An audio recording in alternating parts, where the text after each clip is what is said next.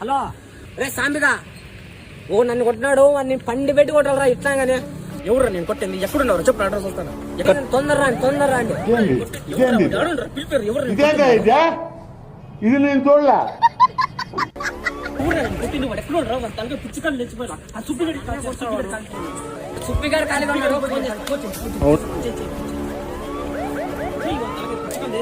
Hello hello రే సుబ్బిగా నన్ను ఊరు కొట్టాడు. ఎట్లా నిలగొట్టారా?